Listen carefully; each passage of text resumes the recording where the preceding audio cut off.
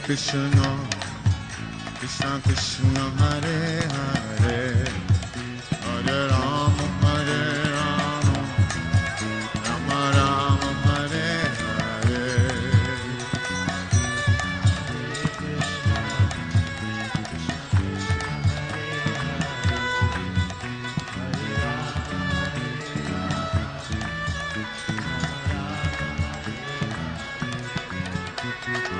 Krishna, Hare Krishna, Krishna Krishna, Hare Hare, Hare Rama, Hare Rama, Rama Rama, Hare Hare.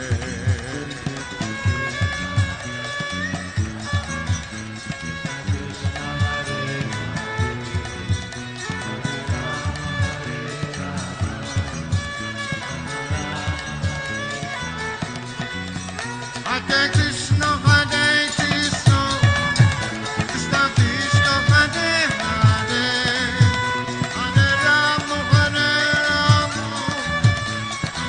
Rama Rama, Hare Hare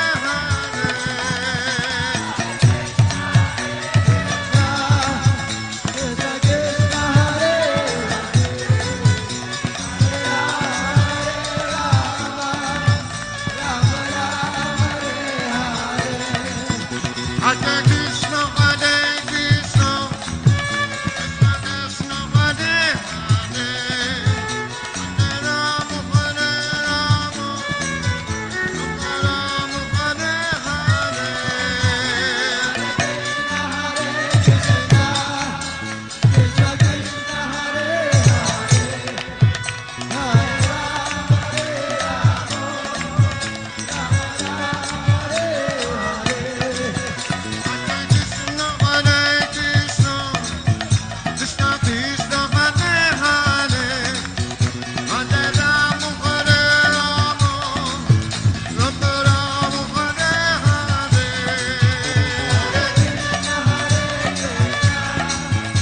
Hare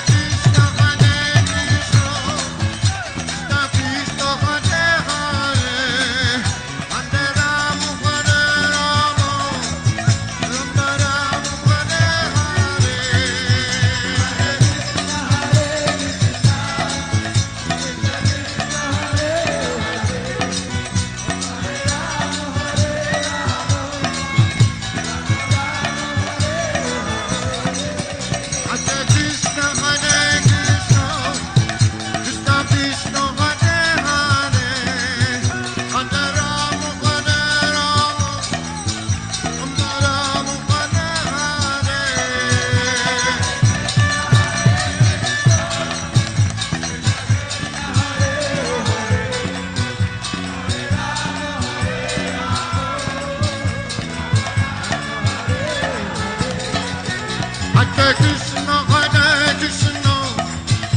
Krishna Krishna, Hare Hare, Hare Rama, Hare Rama, Rama Rama, Hare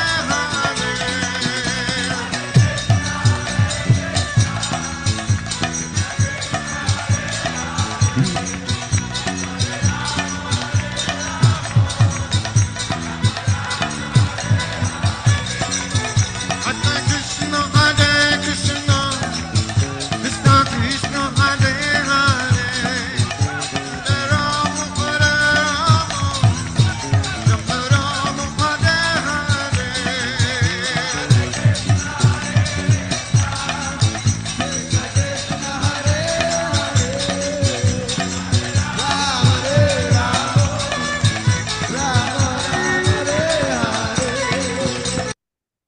Hare Krishna, dear devotees, please accept my humble obeisances. All glories to Srila Prabhupada. Welcome to this morning's Srimad Bhagavatam class.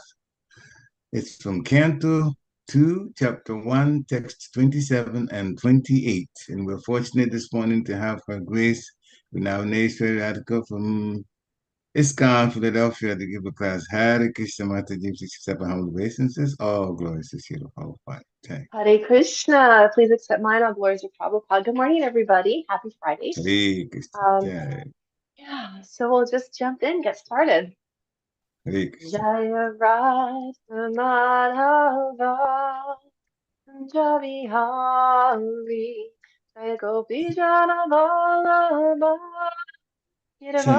Giravardhari Yashodanandana Braja Jana Ranjana Jamuna Tira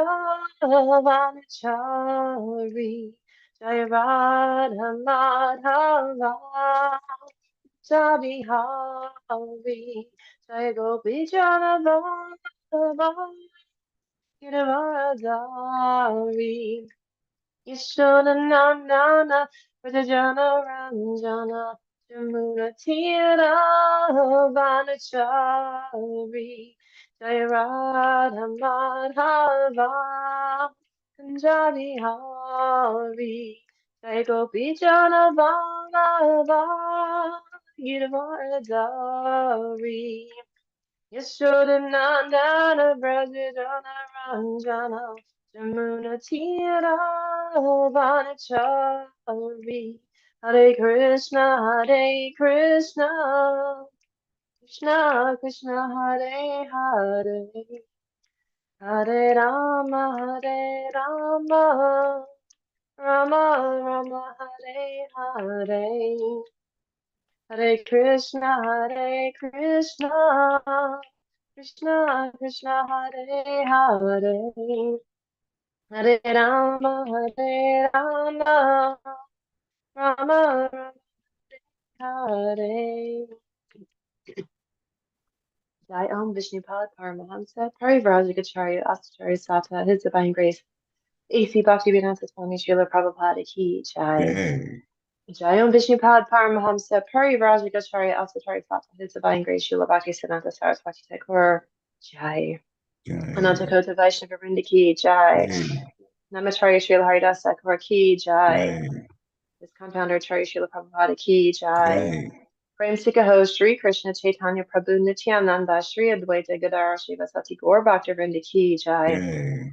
Radha Krishna Gopa Gopinath Shamakund Radhakund Girdhar Govardhan Ki Jai Jai. Mayapurdam Ki Jai Jai. Govardhan Ki Jai Jai. Jamuna Devi Ki Jai Jai. Ganga Devi Ki Jai Jai. Tulsi Devi Ki Jai Jai. ISKCON Harrisburg Ki Jai Jai. Samaveda Victor Riksha Ki Jai Jai. Gaur Pramanande Hari Hari Bol. all glories the assembled devotees. Hare Krishna. All glories the assembled devotees. Hare Krishna. Hare Krishna. All glories the assembled devotees. Hare Hare Krishna. Krishna. All glories to Sri Guru and Sri Garanga. Hare Hare Oh, Bol. see. Namo Vishnuvidaya Krishna Prasaya Bhutale Srimati Bhaktivedanta Swaminiti Namane. Namaste Saraswati Devi Gauravani Nirvishesha Shunyavadi Pashita Deshatarane. Om Namo Bhagavate Vasudevaya. Om Namo Bhagavate Vasudevaya. Om Namo Bhagavate Vasudevaya. Om Namo Bhagavate Vasudevaya. Om Namo Bhagavate Vasudevaya. Om Namo Bhagavate Vasudevaya. Narayana Namaskritya Naranchayva Narottama Devam Saraswatam Vyasyam Jatudayam Madhurya Nastaprayashu Bhadreshu Nityam Bhagavata Sevaya Bhagavati Utamashloki Bhaktir Bhavati Naishti. So, we're here today reading from the Srimad Bhagavatam, second canto, first chapter, and we're going to read 27 and 28 today. So I'll just read 27, the translation and or the Sanskrit and the translation. Then we'll jump to 28 and we'll do that one together. Dvijanuni sutalam vishvamurter uru dvyayam vitalam chalam chatalam cha mahitalam shataj jaganam mahipate nabashtalam nabisagragunati. Um, I'll just read the translation. The knees of the universal form are the planetary system of the same Sutala, and the two thighs are the Vitala and Atala planetary systems. The hips are Mahitala, and the outer space is the depression of his navel. And this one we'll read together. Urashtalam Jyotir Anikam Atya Griva Maharvadanam Vajanosya Tapo Vrindavaritim Vidu Adi Pumsha Satyam Tu Shirsani Sahara Shirsana Urashtalam Jyotir Anikam Asya Griva Maharvadanam Vajanosya Tapo Varatim Vidu Adi Pumsha Satyam Tur Shirsani Harsahara Shirsana Urustal Lam Jyotiragni Anikans Asa Riva Maharvadanam Vajanusya Tapo Varatim Vaduradi Pumsa Satyam Tu Shirsani Saharishta Srishna. Anyone else like to give it a go? Udastanam Jyoti Anikamasya Viva Mahabhadanam Vejanusya Tapo Varatin Vidur Adipumsya Satyam Tu Shishani Sahasra Shishna. Hare Krishna. Purastalam Jyotir Anikamasya Griva Maharvadanam Vajanusya Tapovaratim Viduradipumsam Satyam Tuchishani Sahasra Shrishna. Hare Krishna. Hare Krishna. Anyone else? Ura sthalam jyotiranikamस्य gibramaharvadanam vaijanusya tapoparatim viduradiposam satyam tu sisnani sasrasisram. Hare Krishna. Krishna. Anyone else? Okay, we'll do translation word for word. Ura, high, Stalam, place, the chest. Jyoti Anikam, the luminary planets. Ashya, of him. Griva, the neck. Maha, the planetary system above the luminaries. Vadanam, mouth. Vai, exactly. Janaha, the planetary system above Mahar. Ashya, of him. Tapaha, the planetary system above the Janas. Baratim, forehead. Viduha is known. Adi, the original. Pumsaha, the personality. Satyam, the topmost planetary system. Two, but. Shirshani, the head. Saharsh, the Hashra, 1,000. Shirshna, one with heads. Translation and purport by His Divine Grace, A.C. Bhaktivedanta Swami Srila Prabhupada Ki Jai. The chest of the original personality of the gigantic form is the luminary planetary system. His neck is the Mahar planet. His mouth is the Janas planet, and his forehead is the Tapas planetary system. The topmost planetary system, known as Satyaloka, is the head of he who has 1,000 heads.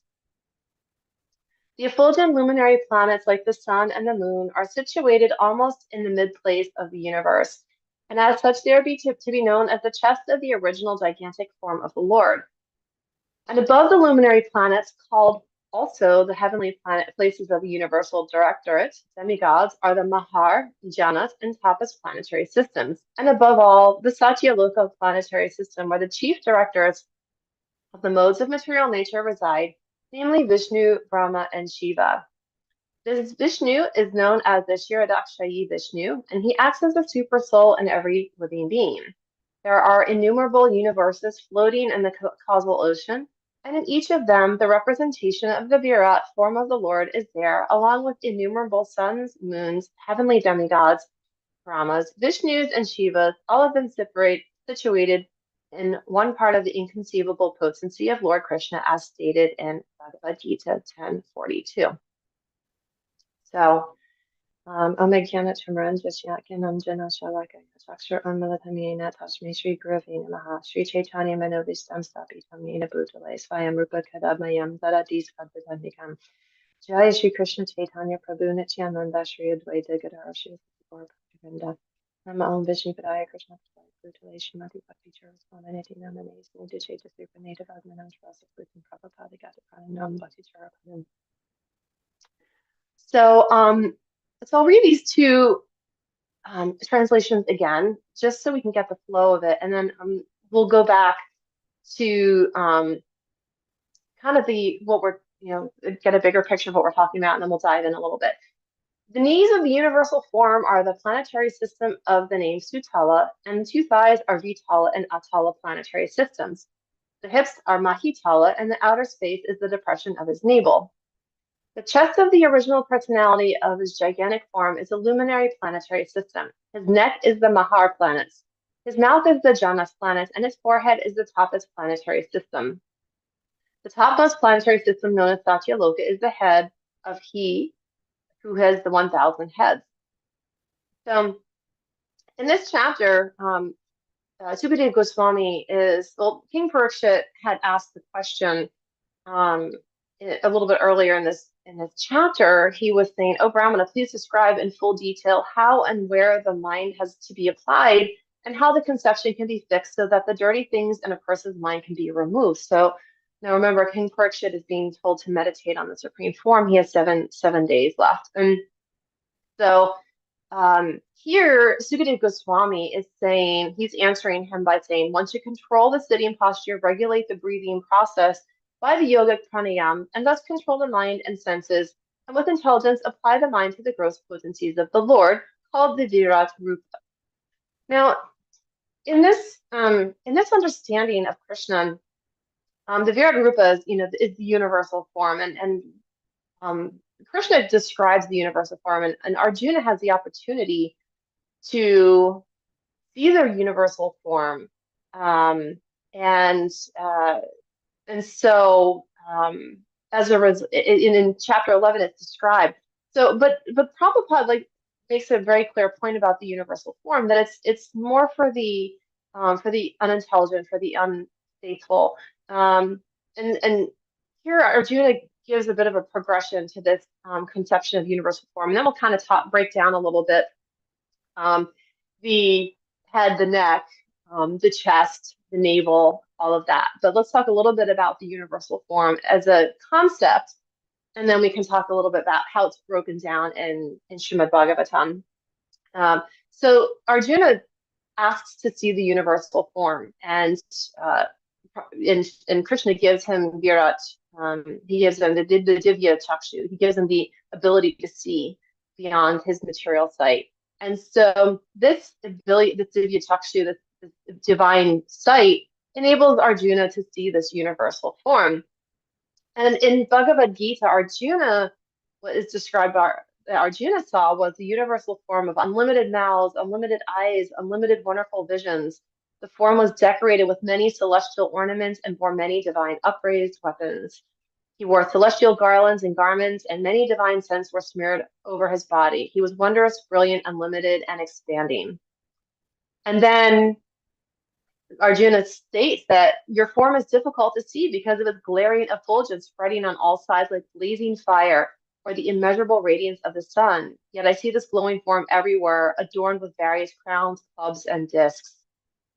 And he says, "Oh, all-pervading Vishnu, seeing you with your many radiant colors touching the sky, your gaping mouths, and your great glowing eyes, my mind is perturbed by fear. I can no longer maintain my steadiness or equilibrium of mind." Arjuna's seeing this form, but he's getting a little uncomfortable with it. It's overwhelming to him. It's too much. And he says, "After seeing this universal form, which I have never seen before, I'm gladdened, but at the same time, my mind is disturbed with fear. Therefore, please bestow your grace upon me and reveal again your form as the personality of Godhead, O Lord of Lords, O abode of the universes." So in Bhagavad Gita, 11th chapter, Arjuna comes to see this universal form of the Lord. And why? But yet, Prabhupada is making it clear that this universal form, this understanding of the universal form, is lower than the Supreme Personality of Godhead, than the Bhagavan aspect of the Lord, the Supreme Personality of Godhead. This is the two-armed form. And so, so why does Arjuna ask to see? Most of us probably already know this. Arjuna asked Krishna to see his universal form not for his own senses, for his own desire to see that form, but he knew that there would be doubters along the way. And he also knew that he needed to show that Krishna was who he was to those that might just think Krishna was an ordinary person. And Prabhupada brings up a point in, it's in some of his discussions that a lot of times one might, follow the universal form, but or think that follow a guru or follow some Babaji, and they declare that they are God. And Krishna wasn't walking around saying, "Hey, I'm God. Hey, I'm God." I mean, he was acting as a prince. He was acting as a charioteer. He was acting, as a cowherd boy. So he was acting in his role, but he showed Arjuna that form. Um, Krishna, uh, Krishna was God, and Arjuna realized that Krishna was God and inquired accordingly. This was setting an example, and for modern day, for people who are coming across these sages, these Babajis, these different spiritual leaders that declare they might be God. If they cannot turn themselves into the universal form in such a way, then they are just charlatans.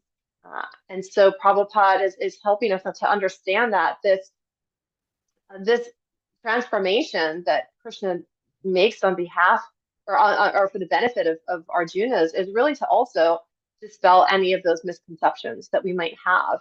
That yes, that was Krishna. He was coming here as a person, but he was not an actual person. He was coming here as God in his personal form. Whereas in modern day, someone might say, "I am God," and it's like, okay, well, show me. And Prabhupada would encounter this so often.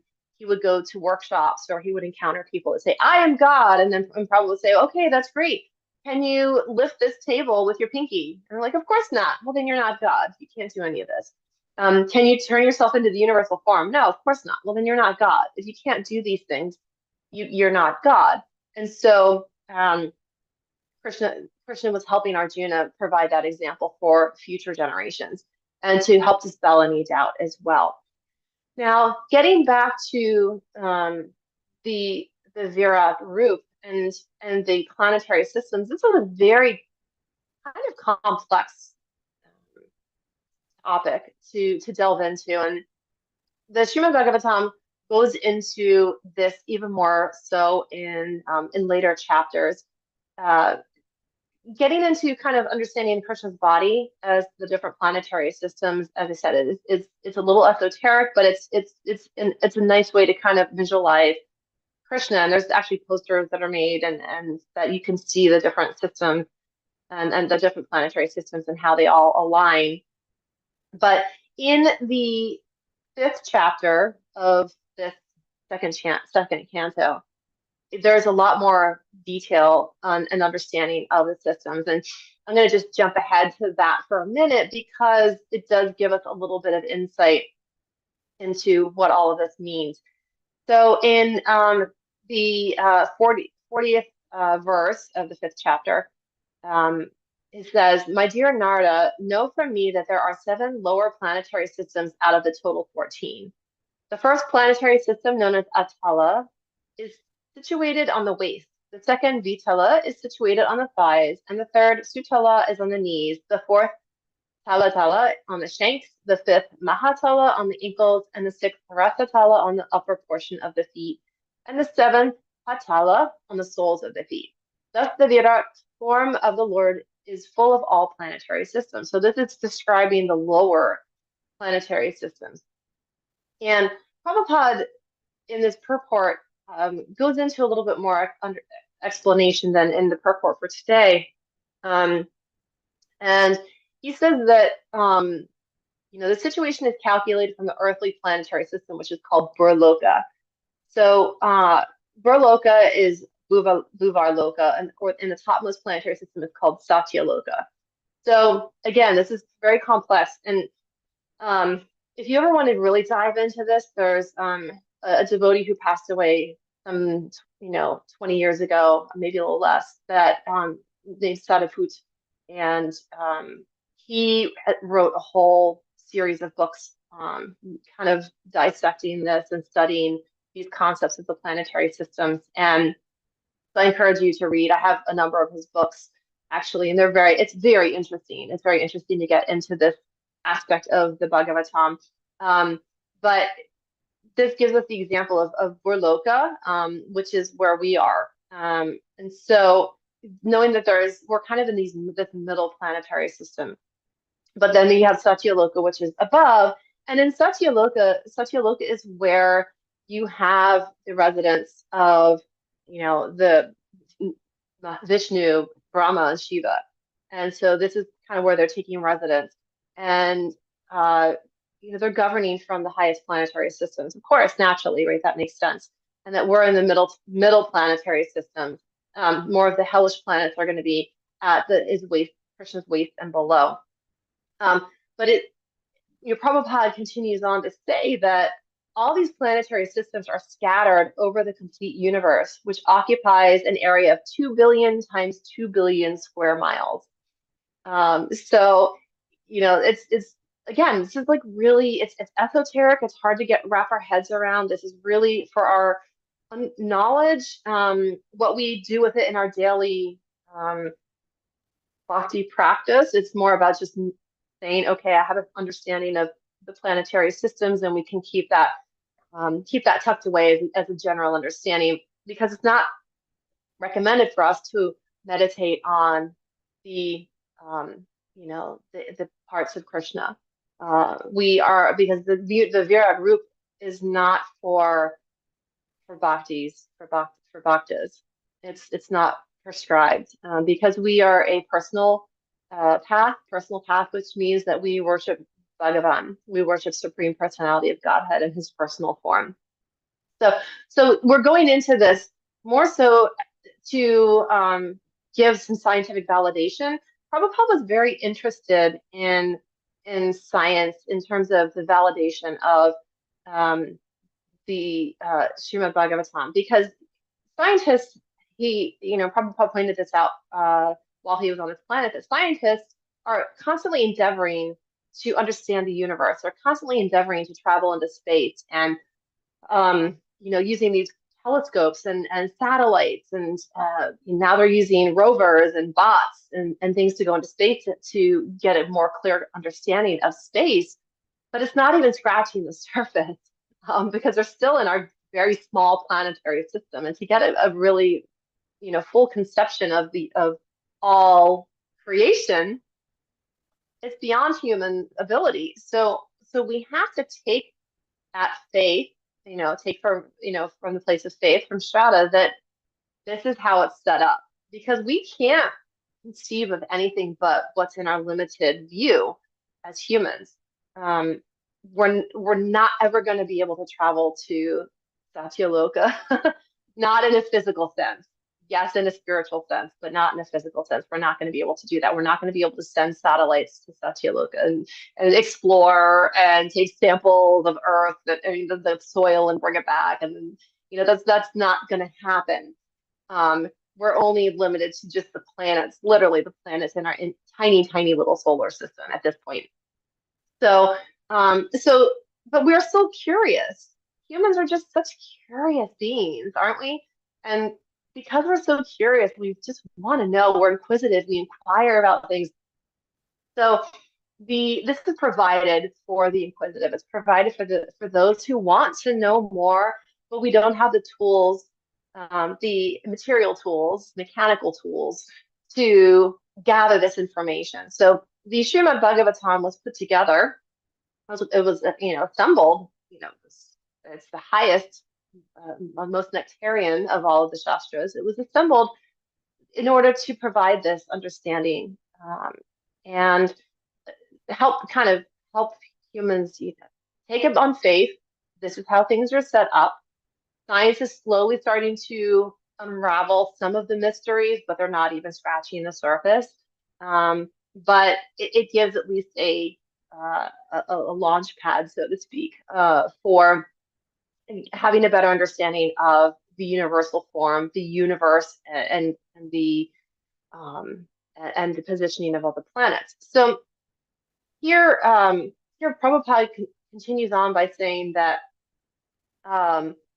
the Supreme Lord very kindly invites the intelligent human beings to return home back to Godhead, right? So this is, while we can have this material conception of the planets, and we can have a broader understanding of the spiritual universal organization, all of creation. Ultimately, Krishna's just saying, come back home, come back to, come back to the highest levels. So, and this would be going back home to Krishna. And Prabhupada says, beginning from Satyaloka, the topmost planet of the universe, situated just below the eternal Brahmaloka, as described above, all planets are material, and one situation in any of the material planets is still subject to the laws of material nature, namely birth, death, old age, and disease. But one can get complete liberation from all the above-mentioned material pangs when one enters into the eternal Brahmaloka. So here Prabhupada's giving us a deeper understanding that even though the Satyaloka planets are the highest level, they're still material, and all the planets are material. So one can achieve the higher planetary systems, but they're still in the material elements, unless they go back home to Godhead. They go back home to Vrindavan Loka, or to go to the highest level, Brahmaloka. And so we have to remember that although we know that these planetary systems exist, our goal is not to try and climb up through the planetary system and to do it step by step. Okay, because if we're endeavoring to take the stages and by climbing up the planetary systems to work our way home, we're going to be taking kind of a slow route, because we still with each one have to go back and come back, go down and come back, go down and come back, go down and come back, because there is all of those same trappings of material world, which is birth, death, old age, and disease. So we know that. And so with this understanding, this Varu, understanding, what are we really gaining from that? And there was an interesting blog post that I found that was posted by someone last year. Is this 5 reasons a Vaishnava might not be so enamored with the Virat Rup. And it references kind of the some concepts that Vaishnavas may aspire to, or maybe they are already in this mentality of, I see God everywhere already, and this is what we aspire to. This is the goal of bhakti, the Madhya Adhikari, the Uttama Adhikari. Okay, this is the state. We have the Kanishta Adhikari, which is the very beginning. So there's 3 stages of bhakti understanding, and the Kanishta Adhikari is the very the early stages where we're still going to the temple, we're learning, we're still we worship the deities, we do all of the things according to our prescribed duties, according to our guru, and then moving up maybe to the Madhya Adhikari, to the Uttama Adhikari, and the Uttama Adhikari really, hopefully, is really seeing God in everything. And so if you think about the Virat Rup, and what that means is we're meditate on the universal form, specifically with the planetary systems, and how King Parikshit is being discussed by Sukadeva Goswami. It's not that it's not bona fide, because it's here. Sukadeva Goswami is saying that this is, that this can be done to clear the dirty things in one's mind, that one can control one's mind and meditate on the absolute.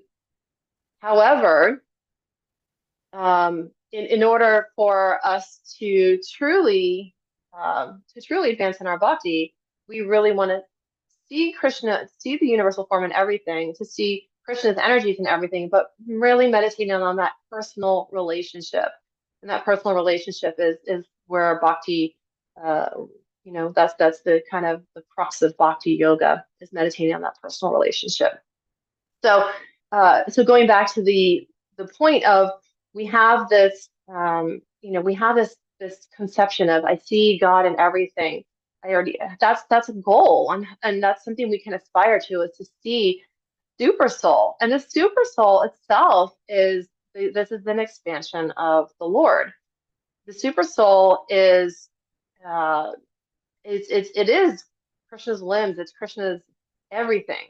And in chapter 13 of Bhagavad Gita, it's the 14th verse, Krishna says, everywhere are his hands, his legs, his eyes, heads, and faces, and he has the ears everywhere. In this way, the super soul exists, pervading everything. And so Prabhupada goes on to describe the super soul in this similar kind of effulgence. The sun exists diffusing its unlimited rays, so does the super soul, or supreme personality of Godhead. He exists in his all-pervading form, and in him exist all individual living entities, beginning from the first great teacher Brahma down to the small ants. So here he says the super soul can extend his hand without limit. The individual soul cannot. And so we think about this great grander conception of the universal form, but then we think about the super soul and how that is that spark of God in all of us. And this is what we're referring to when you say, I already see God's influence everywhere, because super soul is in everything. And when we come to that vision and that realization, then it goes beyond the Virat Rup conception. So then the Virat Rup is actually not as enticing. And so and so the other thing is that, what is it going to do for me? So if I meditate on the Virat Rup, it will bring me it'll bring me an understanding of the Krishna's vastness and greatness. But again, it's not that personal relationship. So unless one's doing it exactly as it's prescribed by Sukadev Goswami, and Sukadev Goswami gives very clear instructions on how to do this, it's not for us. And Prabhupada says here in one of his writings, he says the Virat Rup was particularly exhibited by the Lord just to give lessons to such foolish men, so that one can accept a person as the incarnation of Godhead only if such a person is able to exhibit such a Virat Rup as Lord Krishna did. So it's like I was saying, that there's so many different gurus and babajis out there, and they say, I am God, but it's like, are you really? Can you do these things? And Prabhupada continues, the materialistic person may concentrate his mind upon the Virat or Jagantic form of the Lord in his own interest, and as recommended by Shukadev Goswami, but he must be on guard not to be misled by pretenders who claim to be the identical person as Lord Krishna, but are not able to act like him or exhibit the Virat Rup, comprehending the whole of the universe. And this is something that is really important to distinguish. And this was again discussed in the prior verse for this chapter. So we're getting a pretty good understanding of this Virat Rup, but Prabhupada's cautioning us that even though this is in here, this is not for us. And he's making this very clear. This is not for us. Shukadev Goswami was giving this to Parikshit Maharaj for very specific reasons, but this is not what is recommended for us in today's age. We are in a different time, which this is this is now officially Kali Yuga. When Maharaj Parikshit, that was the turning into Kali Yuga. We are officially in Kali Yuga now, and so the things are very different. So we are meant to really focus on this personal form. So in understanding today's verse and looking at again all of these different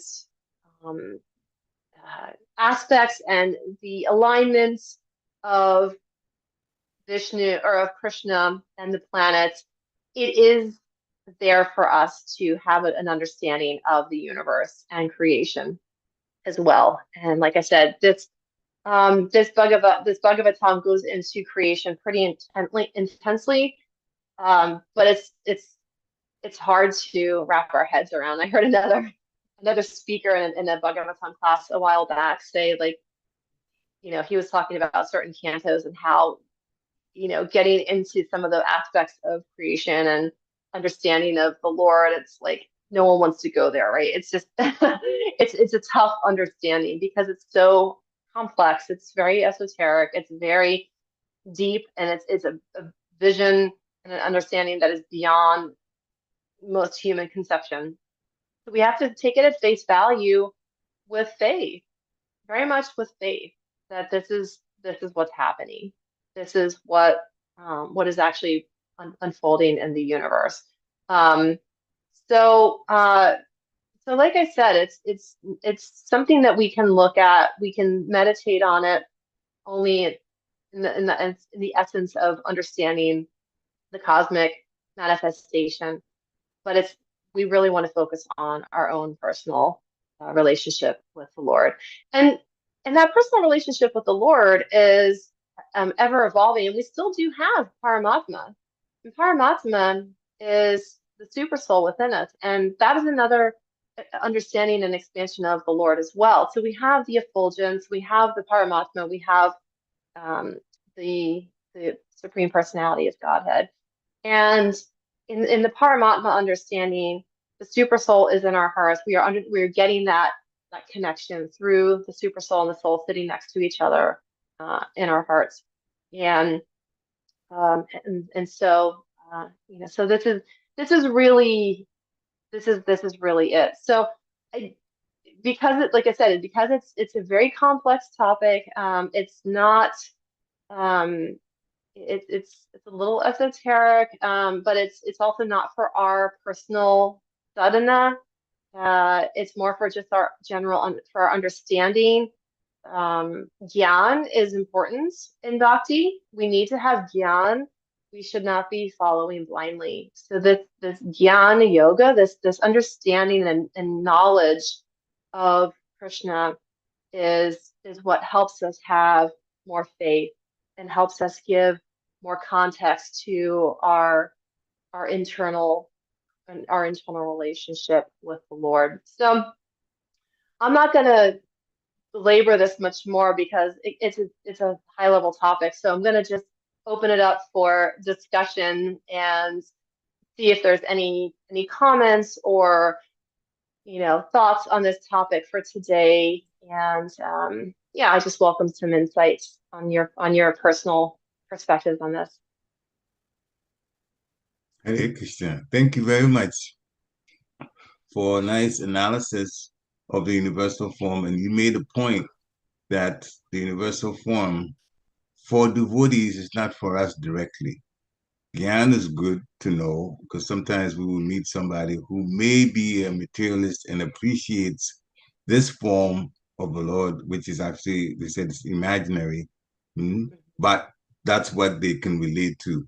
And we need to always meet people from where they are and then take them up. So for that reason, it's good to have that understanding of the of this particular form, the universal form. And then from there, we can talk more about relating to the Supreme Personality of Godhead at a personal level. That's where we are being asked to focus our attention on as devotees. So thank you for making that distinction and also describing, these planets. So, dear devotees, Hare Krishna.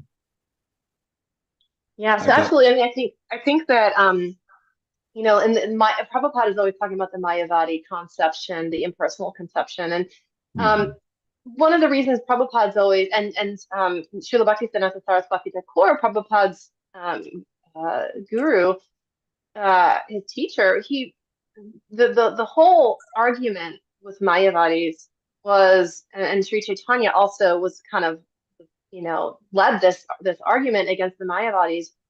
The Mayavadis very much believed that this impersonal conception was higher than the personal conception.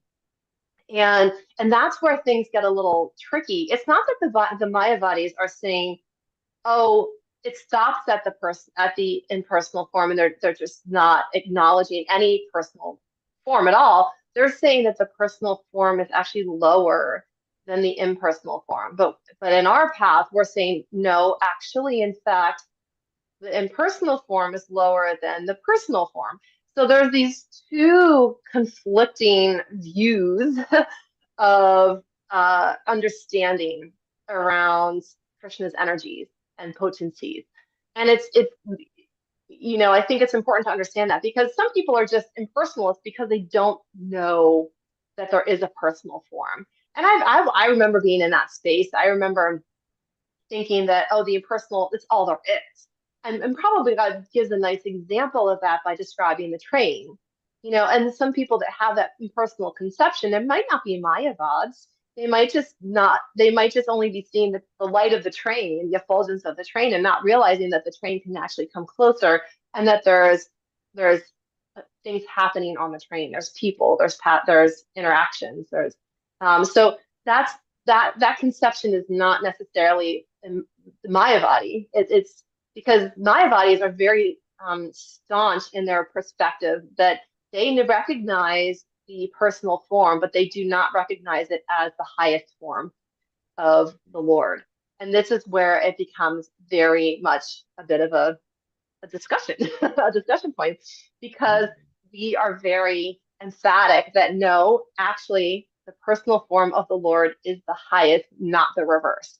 And Krishna helps us to understand that in Bhagavad Gita, because he does show this to Arjuna, the personal or the impersonal form, and he gives all this, like, you can see the teeth and the, people are going into his mouth and dying in horror, and that's the impersonal form. And Arjuna's like, no, please let me have the relationship. Let me see you in your personal form.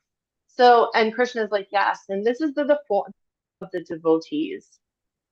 And this is because one cannot have a devotional relationship with the impersonal form. It's not personal.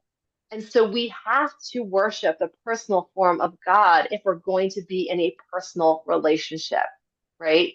And that's the distinction that we have to be careful about, because it's not to say that the impersonal form isn't potent. No one's saying that the impersonal form is it's there, it's potent, but it's not the true relationship. And it's the personal form of Lord that is occupying the highest planetary system. So when we say go back home to Godhead, we're going back home to a planet with a personal form of God. We're not just kind of going into the universe and just getting gobbled up, right? And so this is an important distinction. And I know sometimes we might hear these terms tossed around, or they're an impersonalist, or they're a Mayavad.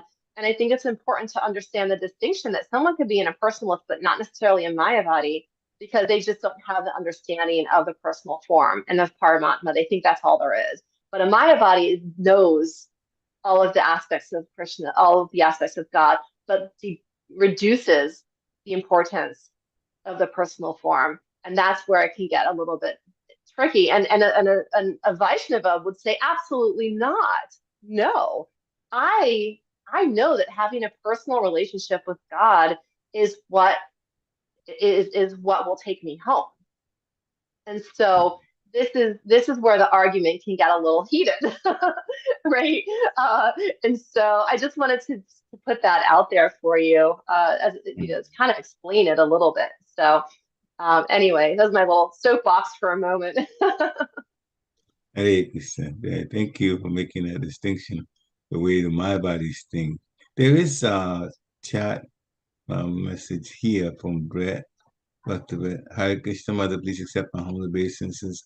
All glories to Srila Prabhupada. Thank you so much for the enlightening class and stressing the importance of intelligence and not following blindly. I had questions, but you definitely answered them as you went on explaining the correlation with the 13th chapter, and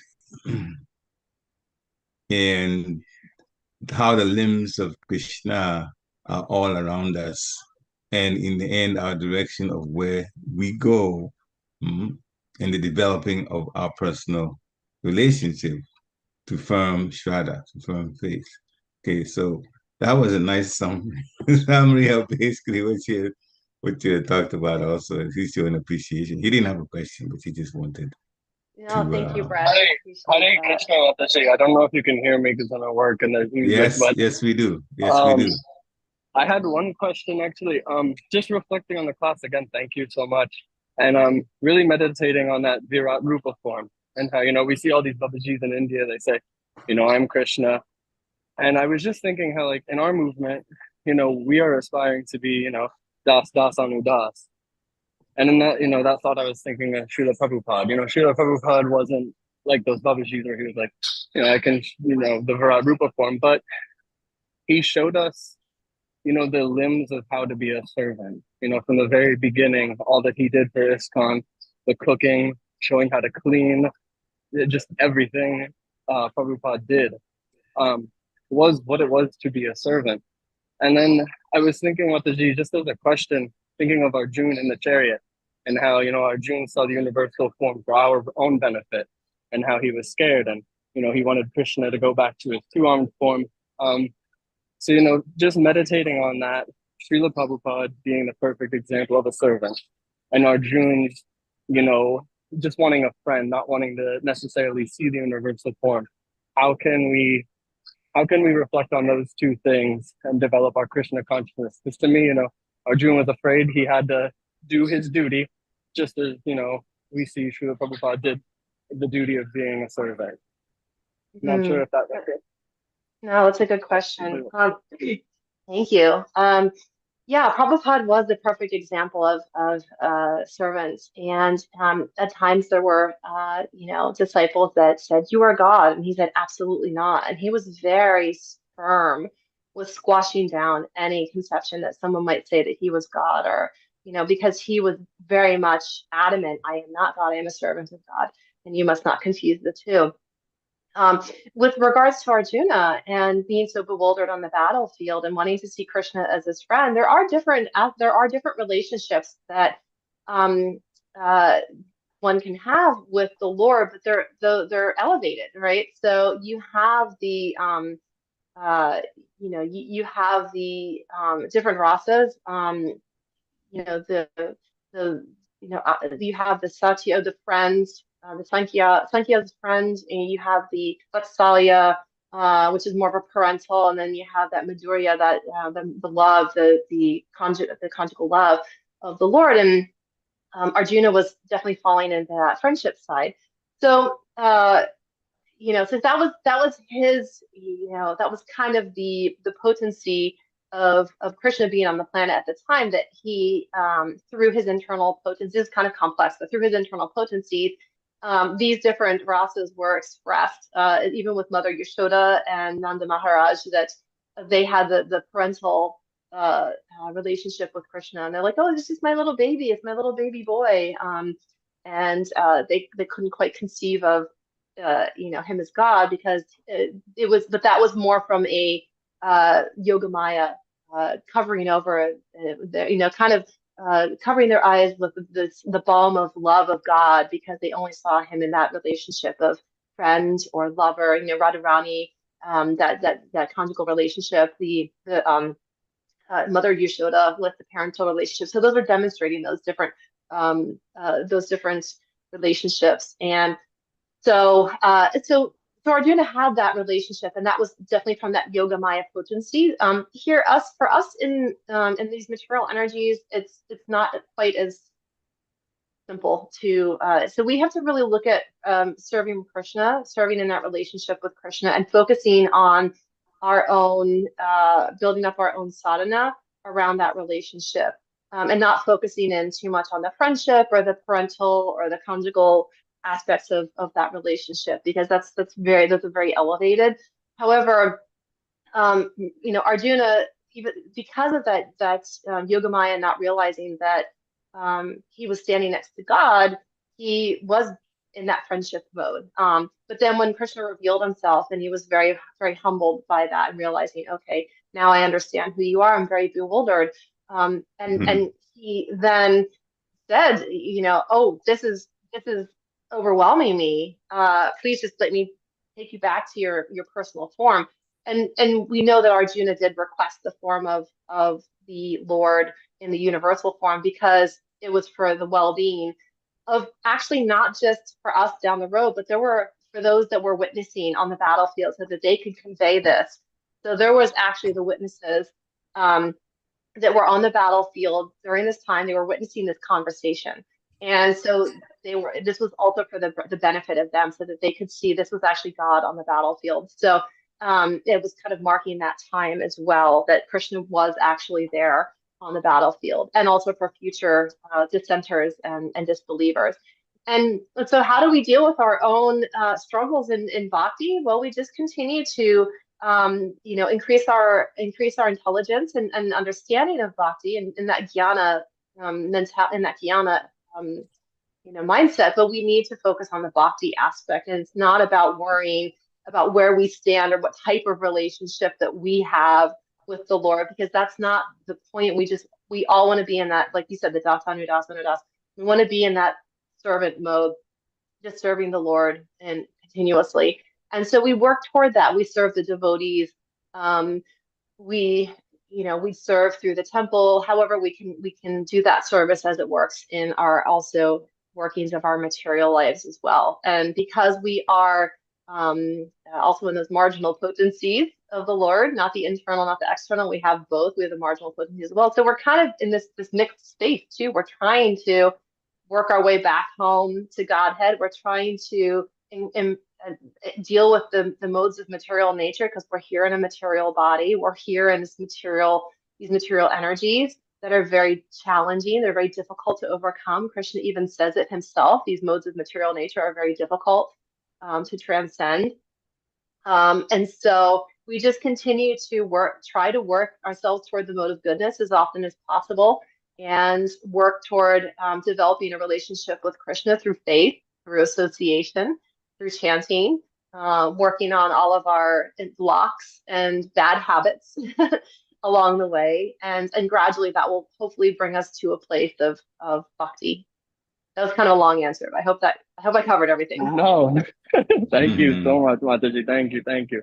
Yeah, you always, sometimes I come with questions and my brain's scrambled, but hearing the way you explain things so fluidly and, beautifully, you really cleaned it up and set it straight. So thank you, Mataji. Lots to meditate on for the day. Very well. Thank you. Haribol. Hare Krishna. Thank you very much. Anyone else? We're getting up in the hour, at the top of the hour now.